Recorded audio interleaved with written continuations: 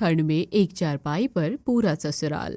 पिछले जन्म में बंदर थे क्या, जो इस तरह से कूद रहे हो? कितना शोर मचा रखा है तुम लोगों ने। और ये चारपाई है, कोई खेल का मैदान नहीं। तोड़ना है क्या इसे? बाहर जाकर ये उद्यम मचाओ। दादी माँ, बाहर बहुत ज्यादा ठंड है, इसलिए हम लोग घर पर खेल रहे हैं। अगर खेलना है तो इतनी बड़ी जमीन पड़ी है, उस पर खेलो ना। ये चारपाई तोड़नी है क्या? पता नहीं तुम लोगों को कि ये हमारी खानदानी चारपाई है।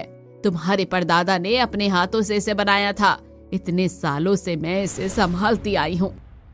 इस बुढ़िया को बस चले ना तो ये तो अपने मरने पर भी अपनी इस खानदानी चारपाई को छाती पर लादकर सीधा ऊपर ले जाएगी। गायत्री अपने दोनों पर पोता पोती को डांट कर चारपाई से नीचे उतार देती है और अब आराम से चारपाई पर बैठकर गर्मा गर्म चाय की चुस्कियां लेती है। पता है भाऊ, तेरे दादा ससुर ने अपने हाथों से ये चारपाई बनाई थी, वो भी पूरे एक दिन में।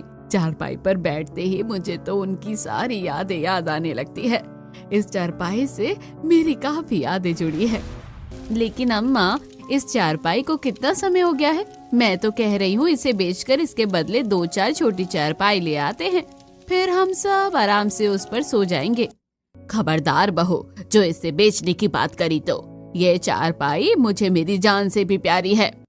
गायत्री अपने पूरे परिवार के साथ एक कमरे के छोटे से घर में रहती थी, जिसमें थोड़ा बहुत सामान, कपड़े और एक बड़ी सी चारपाई होती है, जिसमें पूरा परिवार एक साथ ही सोता है। दरअसल ये चारपाई गायत्री के पति मनोहर ने अपने जवानी के दिनों में बनवाई थी, जिसके चलते ये चारपाई गायत्री के लिए काफी ज्यादा खास थी। इसी तरह कुछ दिन गुजर जाते हैं और आज अर्पिता की कुछ सहेलियां उससे मिलने घर आती हैं। अरे सोनम, कीर्ति, तुम दोनों यहाँ? और नहीं तो क्या, जब से सर्दियों की कॉलेज की छुट्टियां पड़ी है तब से तो तू हमसे मिलने नहीं आई, तो सोचा हम ही तुझसे मिलने के लिए आ जाए। अरे यार, टाइम ही नहीं मिल रहा था।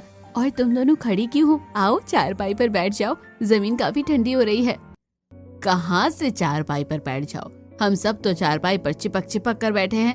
अब दोनों कहाँ बैठेंगी? एक काम करो, आशु और तारा, तुम चारपाई से नीचे उतर जाओ। मैं नहीं उतरूंगा। मैं क्यों उतरूं? मुझे तो बहुत ठंड लग रही है। माँ, मेरी तरफ देखना भी मत। अब बाहर से आकर बैठा हूँ, जमीन पर पैर रखने का मन ही नहीं कर रहा। अर्पिता, एक काम करो, अपनी सहेलियों को नीचे दरी बिछाकर बिठा दो। अर्पिता की दोनों सहेलियों को अर्पिता के घर वालों का ऐसा बर्ताव काफी अजीब लगता है। अर्पिता अब उनके लिए दरी बिछाकर चूल्हे पर चाय बनाने के लिए चली जाती है। दरी पर बैठने पर भी सोनम और कीर्ति को काफी ज्यादा ठंड लगने लगती है, इसीलिए वो फौरन उठकर बाहर आ जाती है। ये देखकर अर्पिता भी जब उनके पीछे आती है तो क्या हुआ, तुम दोनों को ऐसे बाहर क्यों आ गई? काफी ठंड हो रही है, अंदर आ जाओ, चाय भी बस बनने ही वाली है। चाय अपने घर वालों को पिला। अरे बाहर से मेहमान आए हैं और तुम्हारे घर पर उनको बिठाने के लिए कुर्सी तक नहीं है, और सब कैसे चारपाई से चिपके हुए थे, जैसे ये चारपाई है या अकबर का कोई खजाना। अब से नहीं आएंगे हम तेरे घर पर। बोलो भला, पहली बार हम तेरे घर आए और तू हमें ठंड में जमीन पर बैठा रही है। अर्पिता की दोनों सहेलियां मुंह बनाकर वहां से चली जाती हैं। जिसके बाद जब अर्पिता घर में आती है, तेरी दोनों सहेलियां पागल थी क्या? चाय बनवाकर बिना पिए ही चली गई। एक काम कर, चाय हमें दे दे। हाँ हाँ, क्यों नहीं, चाय पियो और चारपाई से चिपके रहो। कितनी बार कहा है इस चारपाई को बेचकर कुर्सी, टेबल और 2 छोटे छोटे चारपाई ले आओ, लेकिन नहीं, पूरे खानदान को इसी चारपाई पर बसना है। देखा जाए तो घर में हर कोई उस एक चारपाई से परेशान था, लेकिन गायत्री की वजह से कोई उसे बेच नहीं सकता था। इसी तरह वक्त गुजरता है और आज पूरा परिवार एक दूसरे से चिपक कर उस चारपाई पर ठंड में सो रहा होता है। इस तारा के बच्चों को देखो ना, बार बार लात मारी जा रही है। पैर उधर नहीं रख सकती क्या? जगह होगी तभी तो रखूंगी ना। उधर चाचू सो रहे हैं, कैसे रखूं मैं उन पर? तुम दोनों चुप नहीं होंगे ना? दिन में भी परेशान करके रखा है और रात में भी। अब तुम दोनों की इतनी सी भी आवाज आई ना तो दोनों को घर से निकाल दूंगी। थोड़ा चुप रहा करो। घर से बाहर निकलने की तो मुझ में हिम्मत नहीं है और इस चारपाई में मेरा दम घुटने लगा है इतने लोगों के साथ। अब तो तेरे भी नखरे शुरू हो गए हैं। तुझे कौन सा मैंने हाथ पकड़कर जबरदस्ती चारपाई पर सुलाया है? कह तो रखा है मैंने, जिसको चारपाई पर सोना है वो चारपाई पर सोए और जिसको जमीन पर सोना है वो जमीन पर सोए। हाँ हाँ, क्यों नहीं, हम लोग जमीन पर सोकर अपना शरीर अकड़वा ले इतनी ठंड में, और ये बुढ़िया आराम से चारपाई पर सोए। ठंड से कांपते हुए जैसे तैसे करके सभी लोग उस चारपाई पर एक सोने की कोशिश करते हैं कि तभी अचानक से अनूप की गैस निकल जाती है। हाय हाय, कितनी गंदी बदबू मारी है तूने। मेरे नाक के बाल ही जल गए। किसने कहा था 4-4 मूली के पराठे खाने को? पूरा माहौल सड़ा दिया है तूने। अरे दादी, अब गैस बन गई तो मैं क्या करूं? छोड़नी तो थी ही। ज्यादा दिक्कत हो रही है तो अपनी नाक के छेद को बंद कर लो ना, मुंह से सांस ले लो। अब समय गुजरता है और आज गायत्री पूरे परिवार के साथ घर के छोटे बेटे अनूप के लिए एक माया नाम की लड़की को देखने के लिए जाती है। अम्मा, कहने को तो ये लोग हमारी तरह ही गरीब हैं, लेकिन मेहमानों की तरह अलग से घर में कुर्सियां हैं, और वो देखो वहाँ पर तो बेड भी है। मैं भी वही देख रही हूँ। ये लोग दहेज में अपनी बेटी को एक बेड देंगे, इससे घर में नया बिस्तर भी आ जाएगा और मुझे अपनी चारपाई भी नहीं बेचनी पड़ेगी। इस बुढ़िया का तो कभी चारपाई बंद ही नहीं होता। जब देखो चारपाई चारपाई। इस बुढ़िया के टपकते ही इस चारपाई को सबसे पहले घर से निकालूंगी, वरना आत्मा बनकर इसी चारपाई के पास घूमती रहेगी। संगीता और मिथिलेश माया के माता पिता से रिश्ते की बात कर ही रहे होते हैं कि तभी माया की भाभी आशा देखती है कि संगीता के दोनों बच्चे कैसे उनके बिस्तर पर कूद रहे हैं। जरा इनके बच्चों को तो देखो कैसे बेड पर कूद रहे हैं, मानो जैसे इनके घर में बेड ना हो। बेड को देखकर इतनी खुशी देख आशा को थोड़ा अजीब लगता है। तो वहीं अब दोनों परिवार मिलकर माया और अनूप का रिश्ता तय कर देते हैं और अब बिना ज्यादा देर करे माया और अनूप की शादी हो जाती है। तो ये है माया, हमारा प्यारा सा आशियाना। थोड़ा छोटा है लेकिन सब मिलकर इसमें एक साथ खुशी खुशी रहते हैं। कोई बात नहीं भाभी, मेरा घर कौन सा इतना बड़ा था, बस फर्क इतना है कि वहाँ 2 कमरे थे और यहाँ एक बड़ा कमरा है, लेकिन फिर भी मैं यहाँ एडजस्ट कर लूंगी। वैसे भाभी, हम लोग सोएंगे कहाँ? मेरा मतलब कि अरे शर्माओ मत, मैं समझ गई, आज तुम्हारी और अनूप की सुहागरात है ना। एक काम करो, तुम दोनों यहाँ से इस चारपाई पर सो जाना और मैं यहाँ बीच में पर्दा लगा दूंगी। हम सभी घर वाले इस तरफ जमीन पर सो जाएंगे, कोई तुम्हें परेशान नहीं करेगा, ठीक है? अपनी जेठानी संगीता की बात सुनकर माया थोड़ा शर्मा जाती है, जिसके बाद अब माया और अनूप उस चारपाई पर लेट जाते हैं। तो वहीं संगीता ने पहले से ही कमरे के बीच में पर्दा लगा दिया था और अब पूरा परिवार दरी बिछाकर जमीन पर लेटता है। शादी से पहले हमें एक दूसरे को ठीक से जाने का मौका ही नहीं मिला। अब हमारे घर वालों को हमारी शादी करवाने की जल्दी इतनी पड़ी थी। एक दूसरे का हाथ पकड़कर दोनों लेटे होते हैं। तो वहीं दूसरी तरफ ठंड में सभी घर वालों की हालत खराब हो रही होती है। यहाँ तो काफी ज्यादा ठंड हो रही है, मैं तो ऊपर चारपाई पर जाकर सो रहा हूँ। ठंड के मारे आशु कपकपाते हुए उठता है और सीधा पर्दा हटाकर चारपाई पर चढ़कर अपने चाचा के बगल में सो जाता है। चाचा, बहुत ज्यादा ठंड हो रही है, मैं तो आज यहीं सोऊंगा। इससे पहले अनूप और माया आशु से कुछ कहते कि तभी वहां सरस्वती और अर्पिता भी अपना तकिया लेकर आ जाते हैं। आज सच में काफी ज्यादा ठंड हो रही है, जमीन पर तो सोया ही नहीं जा रहा। हम लोग भी यहीं सोएंगे। मुझे तो सुबह कॉलेज भी जाना है, अगर जमीन पर सोऊंगी तो बीमार पड़ जाऊंगी। वैसे भी अगले महीने से मेरे एग्जाम हैं। घर के अब सभी लोग सीधा चारपाई पर जाकर सोने लगते हैं, जिसे देखकर माया, इन लोगों में शर्म नाम की चीज नहीं है क्या? अरे नई नवेली बहू की सुहागरात है और उसी के बगल में आकर चारपाई पर सो गए, क्या ही बोलूं मैं इन्हें। माया सारी रात परेशान रहती है और जब अगले दिन माया इस बारे में संगीता से बात करती है तो मैं तुम्हें क्या बताऊं माया, मैंने तो अम्मा को कई बार बोला है कि अपनी खानदानी चारपाई को बेचकर 2-3 छोटी छोटी चारपाई ले आए, लेकिन नहीं। और ऊपर से अब तो चारपाई के दाम भी कितने बढ़ गए हैं कि पूछो मत। मतलब भाभी, सभी लोग रात में इस एक ही चारपाई पर सोते हैं। वैसे तुम्हारे पास ऑप्शन है कि तुम नीचे भी सो सकती हो, लेकिन अगर तुम्हें बीमार नहीं पड़ना तो सीधा ऊपर ही सोना। एक बार तो मैं भी अकड़ में जाकर नीचे सो गई थी, फिर उसके बाद जो मेरा शरीर अकड़ा, मैं तो उस दिन को नहीं भूल पाई। मुझे लगता था कि तुम दहेज में बेड ले आओगी जिस पर कुछ लोग उस पर सो जाएंगे, लेकिन तुम बेड लेकर आई नहीं, तो अब इसी पर ही तुम्हें सोना पड़ेगा। अपनी जेठानी की ऐसी बातें सुनकर माया के तो होश उड़ गए थे। ऐसे ही कुछ समय गुजर जाता है और खाना लगा दिया है मैंने, आप लोग खाना खा लीजिए, मैं जब तक पीने के लिए पानी गर्म कर देती हूँ। अरे बहू, जमीन पर कहाँ खाना दे रही है, कितनी ठंडी हो रही है, एक काम कर, चारपाई पर ही खाना लिया। मेरे तो जमीन पर पैर ही नहीं टिकते, मैं तो आराम से चारपाई पर बैठकर कंबल ओढ़कर खाना खाऊंगा। माया अब चारपाई पर खाना दे देती है, जिसके बाद खाना खाकर सभी को हाथ धोने के लिए चले जाते हैं। तो वहीं आखिर में माया जब खुद चारपाई पर बैठकर खाना खा रही होती है तो ये देखकर गायत्री, तेरा दिमाग तो नहीं खराब हो गया है? तू चारपाई पर बैठकर खाना क्यों खा रही है? ये सोने की जगह है। माँ जी, थोड़ी देर पहले आपने भी तो चारपाई पर बैठकर खाना खाया था, तब क्या ये बैठने की जगह थी? तब भी तो वो सोने की जगह ही थी। अरे हम बूढ़े हो चुके हैं, घुटने जवाब देते हैं जमीन पर बैठने के लिए, इसलिए हम चारपाई पर बैठकर खाना खाते हैं, लेकिन तू तो जवान है। अपनी दादी सास की ऐसी बातें सुनकर माया का मुंह बन जाता है। जब आज रात में माया फिर से अपनी पूरी ससुराल वालों के साथ ठंड में उस एक चारपाई पर सोने की कोशिश करती है तो भाभी अपना पैर उधर रखो ना, बार बार मुझ पर आ रहा है। ठीक से सोना नहीं आता है क्या आपको? एक ही चारपाई पर इतने लोगों के बीच में एडजस्ट करने की वजह से पूरी रात माया को पैर मोड़कर सोना पड़ता है।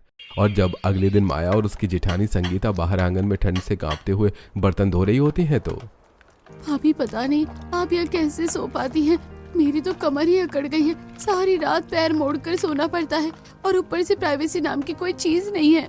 हमारी शादी को वक्त ही कितना हुआ है अभी? 4 दिन में ही तुम परेशान हो गई हो। मुझे तो ये सब झेलते झेलते 8 साल हो गए हैं।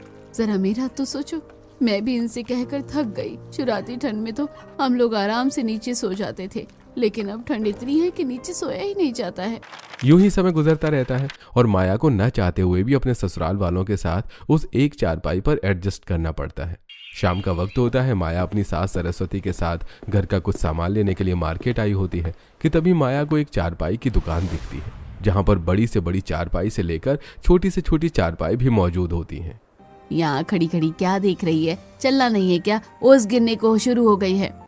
माँ जी वो देखिए सामने चारपाई की दुकान है, छोटी छोटी चारपाई भी है उस पर, और कितनी सस्ती सस्ती है। अगर हम 1 या 2 चारपाई भी ले ले तो फिर पूरा परिवार आराम से चारपाई पर ऊपर सो सकता है। बहू अब तू भी संगीता बहू की तरह खर्चा बढ़वाने पर आ गई। अरे जब घर पर ही चारपाई है तो फिर दूसरी चारपाई लेने का क्या ही फायदा?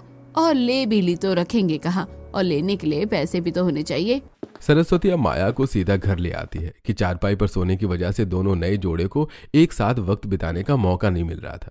दोनों पति पत्नी लेटे लेटे जैसे तैसे करके एक दूसरे से धीरे धीरे बातें कर रहे होते हैं कि तभी उनकी खुशी से परेशान होकर गायत्री, अब तुम दोनों को भी चैन नहीं है क्या? दिन भर बात करने का मौका नहीं मिलता जो रात में खुसर फुसर करने में लगे हुए हो। ऐसा लग रहा है कि जैसे कान पर ढेर सारी मक्खी भिन भिना रही हो। इस बुढ़िया को भी चैन नहीं है, पति पत्नी के बीच में भी कैसे बोली जा रही है। दादी की बात सुनकर अनूप आराम से सो जाता है तो वहीं माया को अनूप पर काफी गुस्सा होता है, जिससे माया नींद में होने का नाटक करके अनूप को जानबूझकर लात मारती है, जिससे अनूप एकदम से बिस्तर से गिर जाता है। अरे तुम्हारा दिमाग तो ठीक है ना? मैं कोई फुटबॉल थोड़े हूँ जो तुमने मुझे इतनी तेज लात मार दी है। मैं जानबूझकर भला आपको लात क्यों मारूंगी? गलती से लग गई होगी। और आप तो बिल्कुल किसी बॉल की तरह ही नीचे गिर गए। शरीर में जान नहीं है क्या आप में? तुम दोनों आज मुझे सोने नहीं दोगे क्या? अब मैं तुम दोनों के बीच में सो जाऊंगी, तब ये महाभारत बंद होगी। गायत्री जरा भी नहीं सोचती और अपनी बहू के और बेटे के बीच में सो जाती है, जिससे माया का पारा और ज्यादा हाई हो जाता है। लेकिन अब वो चाहकर भी क्या ही कर सकती थी।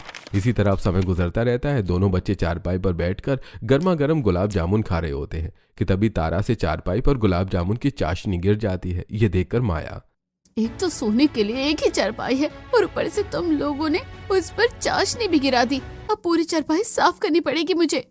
सभी लोग किसी न किसी काम से बाहर गए होते हैं तो वहीं माया अब चारपाई को बाहर आंगन में ले आती है और पानी सरफ डालकर उसे अच्छे से धोने लगती है। जैसे जैसे माया चारपाई को धो रही थी उसमें से काफी ज्यादा गंदगी निकल रही थी। कितनी गंदगी निकल रही है चारपाई से, लगता है सालों से इन लोगों ने धोया नहीं है इसे। वैसे तो माँ जी इसे अपनी खानदानी चारपाई बताती है, लेकिन इसमें तो रत्ती भर भी सफाई नहीं है। इसे धोकर यहाँ रख देती हूँ। धूप तो निकली नहीं है, लेकिन शाम तक तो सूख ही जाएगी और सब खुश भी हो जाएंगे। चारपाई धोकर माया आंगन में ही रख देती है और अंदर जाकर काम करने लगती है। तभी माया की दादी सास गायत्री, सरस्वती और संगीता के साथ बाहर से घर आती है और जब वो तीनों आंगन में खड़ी गीली चारपाई को देखती है तो फौरन अंदर जाती हैं। माया बहू, ये चारपाई आंगन में क्या कर रही है? और वो गीली कैसे है? पानी गिर गया था क्या तुझसे उस पर? नहीं अम्मा, वो तो बच्चों ने उसके ऊपर चाशनी गिरा दी थी, तो मुझे चारपाई धोने का एक बहाना मिल गया, इसलिए मैंने उसे धोकर आंगन में रख दी। शाम तक सूख जाएगी। पता है उस चारपाई में से कितनी गंदगी निकली है? महामूर्ख, प्लास्टिक की चारपाई नहीं है वो, जूट के धागों की बनी चारपाई है। एक बार गीली हो जाती है तो 2 दिन लगते हैं सूखने में। उसे साफ करने के लिए मैं हमेशा उसे झाड़ती थी। तूने क्या सोचकर उसे धोया? पता नहीं तेरा दिमाग सर में है या घुटनों में, मुझे तो घुटनों में ही लगता है। अम्मा, इसमें मेरी क्या गलती? मैं तो अच्छा करने चली थी, मुझे क्या पता था ये सब सुनने को मिलेगा। सभी लोग मिलकर उस चारपाई को घर के आंगन में बिछा देते हैं और आसपास तसले में आग जलाकर रख देते हैं। पूरा परिवार चारपाई को सुखाने में लगता है। सोने के वक्त भी वो चारपाई सभी को हल्की हल्की गीली लगती है, जिसे माया को काफी ताने सुनने को मिलते हैं। और अब इसी तरह समय बीतता रहता है। कुछ भी बोलो, मेरी जेठानी भी एक नंबर की कामचोर है। कोई ना कोई बहाना लगाकर सारा काम मुझ पर थोप देती है। मुझसे तो बस अब इतने ही बर्तन धुलेंगे, बाकी के बर्तन वो महारानी सुबह उठकर धोएगी। रात होने को आई है, चलो जल्दी से अंदर चलती हूँ। ठंड से कंपकपाते हुए माया जैसे ही अंदर जाती है तो देखती है कि उसके पूरे परिवार वाले चारपाई पर पसर कर सो रहे हैं और उसके लिए एक उंगली जितनी जगह भी नहीं छोड़ी है। ये देखकर माया, यार ये सब क्या है? एक तो मैं इतनी ठंड में बर्तन धोकर आ रही हूँ और ऊपर से आप लोगों ने मेरे सोने के लिए जगह भी नहीं बचाई। अब मैं कहाँ सोऊं? वैसे ही सोने में कम दिक्कत होती है क्या? और आज तो जगह भी नहीं है। अरे भाभी, क्यों परेशान हो रही हो? ये लो, मैं हो गई थोड़ी साइड, अब सो जाओ। सभी लोग आराम से सो चुके थे, लेकिन माया को उस थोड़ी सी जगह पर सोने में काफी दिक्कत आ रही थी। अरे माया बहू, जरा ठीक से सोना। बार बार तुम अपनी सास को पैर मार रही हो और उसका पैर मुझे लग रहा है। आपने मेरे ऊपर हाथ क्यों रख दिया है? हाथ हटाओ ना, मुझे सांस नहीं आ रही है। माया को काफी तेज नींद आ रही थी, लेकिन ठीक से बिस्तर न मिल पाने की वजह से वो काफी ज्यादा चिढ़ जाती है और गुस्से में बिस्तर से खड़ी होकर, बस अब बहुत हुआ, मैं नहीं सोऊंगी चारपाई पर। कभी यहाँ से लात पड़ रही है, कभी वहाँ से घुसा। इससे अच्छा तो मैं नीचे ही सो जाऊं। ठंड लगेगी लेकिन कम से कम चैन से तो सो पाऊंगी। तुम्हारा दिमाग तो नहीं खराब हो गया है? इतनी ठंड में तुम्हें जमीन पर सोना है। जमीन पर बिछाने के लिए गर्म बिस्तर भी नहीं है, सिर्फ एक चटाई और पतली सी कंबल है। ठंड से अकड़ जाओगे तुम।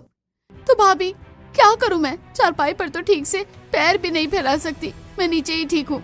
आखिरी बार समझा रहे हैं तुझे, ऊपर आ जा, वरना सुबह तक तेरी हालत काफी खराब हो जाएगी।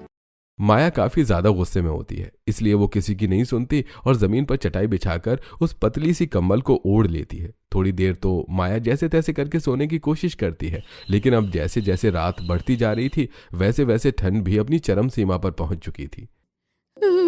इतनी ज्यादा ठंड हो रही है, हाथ पैर भी नहीं हिलाए जा रहे हैं। क्या करूं मैं? अगर दोबारा चारपाई पर सोने के लिए गई तो मेरा मजाक बनकर रह जाएगा। एडजस्ट कर ले माया। माया रात भर कपकपाती रहती है, लेकिन वो चारपाई पर आकर नहीं सोती। रात भर ठंड में नीचे सोने की वजह से माया के हाथ पैर काफी ज्यादा अकड़ चुके थे और अगले दिन जब सब उठकर माया को उसके अकड़े हाथ पैरों के साथ देखते हैं तो 1920 में जैसे उस हीरोइन के हाथ पैर अकड़ गए थे, माया तो बिल्कुल वैसी लग रही है। संगीता माया को चूल्हे के पास ले जाती है, जिससे माया थोड़ी देर में ठीक हो जाती है। किसने कहा था तुम्हें जमीन पर सोने के लिए? अकड़ गए ना हाथ पैर, इसलिए हम तुम्हें समझा रहे थे। नहीं, इसे तो अपनी ही करनी थी। क्यों, अब आ गया ना स्वाद? आज रात को नीचे जमीन पर सोना है या चारपाई पर? माया अभी भी ठंड से कांप रही थी, इसलिए वो अपनी दादी सास और जेठानी की बातों का कोई जवाब नहीं दे पाती। इसी तरह समय गुजरता रहता है। माया घर के आंगन में झाड़ू लगा रही होती है कि तभी माया के पड़ोस में रहने वाली कोमल के घर आज एक नया किंग साइज का बेड आता है, जिसे देखकर माया, कोमल, तुम्हारे घर आज नया बेड आया है? ये तो काफी ज्यादा बड़ा है और महंगा भी दिख रहा है। महंगा क्या दिख रहा है? महंगा है ही, पता है पूरे 25,000 रुपए का है। हमारे घर में पहले भी चारपाई थी, लेकिन अब हम बेड लेकर आ गए हैं। इस पर अब हम ठंड में आराम से सोएंगे। तुम भी बेड ले आओ। कब तक पूरा परिवार एक चारपाई पर गुजारा करेगा? कोमल की ऐसी बातें सुनकर माया के दिल में भी बेड लाने की चाह होती है, लेकिन माया जब जब पति को बेड के लिए बोलती है तब तब अनूप उसे अपने कुर्ते की खाली जेब दिखा देता है। इसी तरह समय गुजरता है और आज काफी समय के बाद माया अपने पति और जिठानी के साथ अपने मायके आई होती है। मायके आते ही माया सबसे पहले जाकर अपने बेड पर लेट जाती है, जिसे देखकर माया की माँ ममता, अरे माया बेटा, ये क्या कह रही है तू? दामाद जी तेरी जेठानी अभी बैठे भी नहीं है और तू आकर बेड पर लेट गई। अच्छा थोड़ी ना लगता है ऐसे। चल उठ जा। मैं आते ही बेड पर क्यों लेटी हूँ? आपको क्या पता, अगर मैं इसके पीछे का कारण बताऊंगी ना तो आप खुद मुझे कंबल उड़ाकर सुला दोगी। माया अपनी माँ और भाभी को एक चारपाई पर सोने वाली बात बताती है, जिसे सुनकर उन दोनों के तो होश उड़ जाते हैं। अच्छा, तो अब मैं समझी कि क्यों तुम्हारी जेठानी के बच्चे उस दिन हमारे बेड पर इस तरह से कूद रहे थे। अब समय बीतने के साथ साथ माया काफी ज्यादा परेशान हो चुकी थी। आए दिन माया और अनूप के बीच में इसी चीज को लेकर काफी बहस होती रहती थी। कब तक ऐसे चलता रहेगा? हमारी शादी को 1.5 महीना होने को आया है, लेकिन हमने अभी एक साथ वक्त नहीं बिताया। अरे साथ में बैठना तो दूर, एक दूसरे से हम नजर तक नहीं मिला पाते। प्राइवेसी नाम की तो कोई चीज ही नहीं है। सिर्फ बात सोने की ही नहीं, काफी चीजों की होती है। मैं हर दिन तुम्हें एक ही बात कहता हूँ और आज भी वही कहूंगा। मेरी तनख्वाह इतनी नहीं है कि मैं 2-3 कमरे वाला घर ले सकूं या एक अलग से चारपाई ले लूं। ऐसा है ना तो ठीक है, जब तुम्हारी तनख्वाह बढ़ जाए तो मुझे बता देना, मैं तो चली अपने मायके। माया की बात सुनकर अनूप काफी ज्यादा परेशान हो जाता है और अभी इसी तरह 2-4 दिन गुजर जाते हैं। अनूप हर रोज की तरह फैक्ट्री में काम कर रहा होता है कि तभी अनूप का मालिक उसे अपने पास बुलाता है। तुम्हें तो पता है कि मैंने हाल फिलहाल में ही एक और फैक्ट्री शुरू करी है रघुवीर नगर में। यहाँ से रघुवीर नगर का रास्ता 4-5 घंटे का है, लेकिन मैं चाहता हूँ कि तुम वहाँ पर जाओ और फैक्ट्री संभालो। मेरे सबसे पुराने कारीगरों में से तुम एक हो और फिक्र मत करो, वहाँ रहने के लिए तो तुम्हें कमरा भी मिल जाएगा, कोई किराया देने की जरूरत नहीं है तुम्हें। वो तो ठीक है मालिक, लेकिन वो जगह तो काफी दूर है। अरे तुम इसकी फिक्र भी मत करो, कमरा तुम्हें वहाँ रहने के लिए मिल ही गया और मैं तुम्हारी तनख्वाह भी 4,000 रुपए बढ़ा दूंगा, फिर तो ठीक है ना। अपने मालिक की बात सुनकर अनूप घर आता है और सारी बात अपने घर वालों को बताता है। अरे दूर तो है, लेकिन 4 पैसे ज्यादा भी तो मिल रहे हैं और तुझे कौन सा वहाँ किराया देना है, आराम से रह ले, हफ्ते हफ्ते में आ जाना। ठीक है माया, तुम मेरा सामान पैक कर दो और साथ में अपना भी सामान पैक कर लेना, हम दोनों साथ में चलेंगे। फैक्ट्री में आपको काम करना है या माया को, जो आप माया को भी साथ ले जा रहे हैं? फैक्ट्री में पैकिंग वगैरह के लिए भी अभी लोगों को ढूंढ रहे हैं। अगर माया मेरे साथ रहेगी तो वो पैकिंग वगैरह का काम कर लेगी और कुछ पैसे ज्यादा आ जाएंगे। और तो और माया के रहने से मुझे रोज बाहर कभी खाना नहीं खाना पड़ेगा। अनूप कह तो ठीक रहा है, और जब माया इसकी बीवी है तो भला वो हमारे साथ रहकर क्या करेगी? इसके साथ रहेगी तो कम से कम इसका ख्याल भी तो रख लेगी। 2 दिन बाद ही माया अपने पति अनूप के साथ बस में बैठकर रघुवीर नगर जाने के लिए निकल जाती है। अकेले प्रिवेसी मिलने की खुशी तो माया को काफी थी, लेकिन वहाँ पर भी जाकर हमें कितना सारा सामान खरीदना होगा। अपने साथ मैंने थोड़े बहुत खाना पकाने के बर्तन तो ले लिए हैं, लेकिन वहाँ जाकर गैस चूल्हा और साथ में ही चारपाई भी लेनी पड़ेगी। कितना खर्चा हो जाएगा? खर्चा सोच सोच कर माया काफी परेशान हो रही थी। थोड़ी देर में माया और अनूप अपने छोटे से किराए के घर में पहुंचते हैं और जैसे अनूप उस दरवाजे को खोलता है तो देखता है कि अंदर पहले से ही छोटा सा स्टोव और साथ ही एक चारपाई भी है। ये देखकर माया काफी खुश हो जाती है। मैं तो काफी ज्यादा परेशान हो रही थी कि हमें कितना खर्चा करना पड़ेगा, लेकिन यहाँ तो पहले से चारपाई है और चूल्हा भी। इसका मतलब अब मैं चारपाई पर आराम से सो सकती हूँ और हमें कोई परेशान भी नहीं करेगा। अरे अब तो तुम खुश हो ना माया? आखिरकार माया को अपने पति के साथ प्रिवेसी के साथ साथ ही एक अलग चारपाई मिल चुकी थी, जिस पर अब माया सुकून से सोती है। तो वहीं अपने पति के साथ फैक्ट्री में काम करके माया भी 4 पैसे कमाती है। तो दूसरी तरफ गायत्री की सालों पुरानी खानदानी चारपाई अब काफी ज्यादा पुरानी हो चुकी थी और जब आज हर रोज की तरह दोनों बच्चे चारपाई पर कूद कूद कर खेल रहे होते हैं, तभी चारपाई बीच में से टूट जाती है, जिसे देखकर गायत्री को काफी दुख होता है।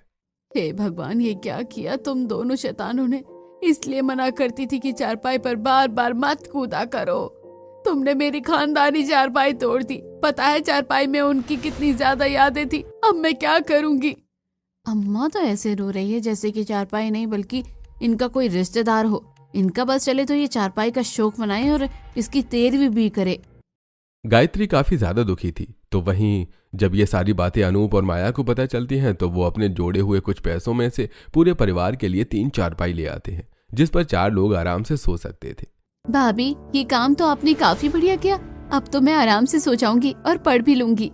नई चारपाई तो काफी ज्यादा मजबूत भी है। अब तो मैं आराम से अपनी कमर सीधी करूंगी।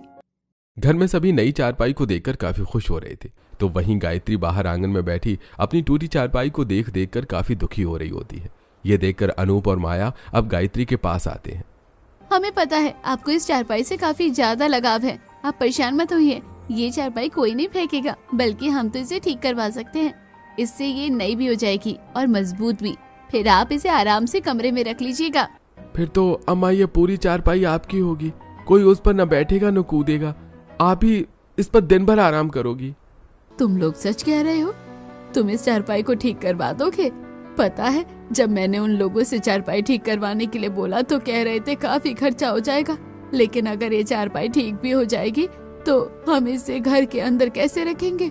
एक कमरे का तो घर है, वरना वो 3 चारपाई इतनी मुश्किल से आई हैं, तो ये एक और बड़ी चारपाई कैसे आ पाएगी? फिर तो अम्मा ये पूरी चारपाई आपकी होगी, कोई उस पर न बैठेगा न कूदेगा, आप ही इस पर दिन भर आराम करोगी।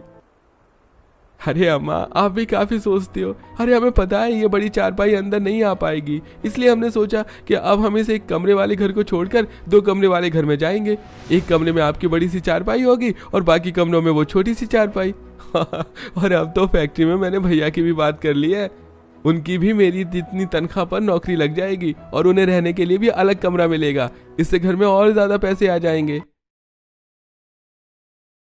अनूप की बात सुनकर गायत्री काफी ज्यादा खुश होती है, जिसके बाद अब अनूप का बड़ा भाई अपनी कम तनख्वाह वाली नौकरी छोड़कर अपने छोटे भाई के साथ फैक्ट्री में काम करता है। और अब धीरे धीरे उस गरीब परिवार के हालात भी ठीक होने लगते हैं और उसके बड़े भाई को भी अलग कमरा मिल जाता है।